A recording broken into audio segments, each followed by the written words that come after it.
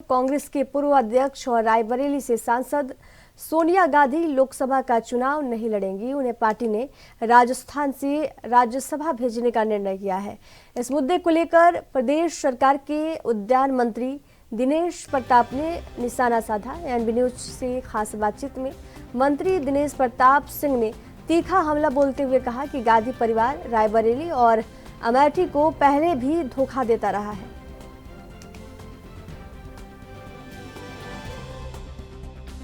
राजस्थान से राज्यसभा का नामांकन दाखिल करने के बाद सोनिया गांधी ने एक रायबरेली की जनता के लिए एक पत्र जारी किया है, जिसमें इन्होंने कहा है कि हम रायबरेली के लिए और उनकी जनता के लिए काफ़ी आभार व्यक्त करते हैं कि उन्होंने हमेशा गांधी परिवार के लिए बहुत कुछ करने का काम किया गया है।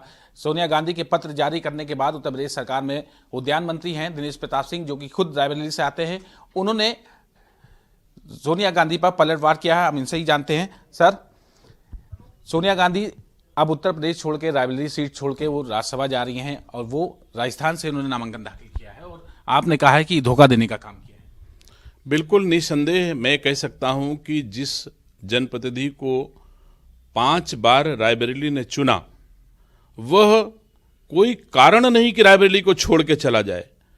अगर कोई कारण होता तो मुझे कोई एतराज न होता।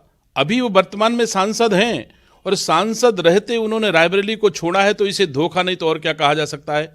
मैं इसको भली भांति समझ सकता हूं कि सोनिया गांधी जी ने ना जनहित में रायबरेली छोड़ा है, ना देश हित में रायबरेली छोड़ा है। उन्होंने व्यक्तिगत हित में, वो जानती थी कि अगर मैं रायबरेली से लोकसभा का चुनाव लड़ूंगी तो सर्टिफिकेट लेने भी 10 वर्षों में कभी नहीं आई, तो इसका मतलब कि उनको हारना था। और सोनिया गांधी अगर हार जाती तो 10 जनपद उनका निवास कानूनन चला जाता। इसलिए उन्होंने रायबरेली को छोड़ा है, एक आवाज के लिए।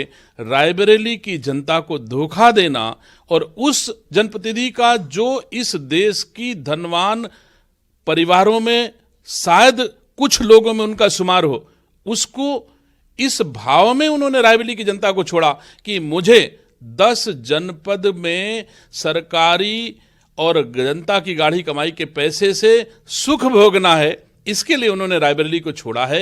ये बहुत ही दुखद है एक जनप्रतिनिधि के लिए। इतनी बड़ी पार्टी और इतनी बड़ी पार्टी की सबसे बड़ी नेता का ऐसा निर्णय, ये बहुत दुखद है। राजनीति में ऐसा नहीं होना चाहिए और अगर सोनिया गांधी ऐसा करती हैं तो राजनीति में उसके परिणाम उनको सामने देखने को मिलेंगे। आपने अपने पत्र में ये भी कहा है कि रायबरेली की जनता को छलने का काम किया और ये माना जा रहा है कि वहां से प्रियंका गांधी चुनाव लड़ सकती हैं। मैं समझता हूं कि जब भी सोनिया गांधी चुनाव लड़ने आती हैं तब भी प्रियंका गांधी ही चुनाव लड़ाती हैं और गारंटर के रूप में गांव गली में हर जगह खड़ी होकर कहती हैं कि मैं आपकी सेवा करूंगी, आप हमारी मां को वोट दीजिए।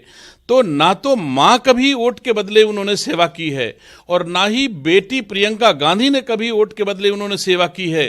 तो गारंटर और सोनिया गांधी दोनों ने रायबरेली के लोगों को धोखा दिया है।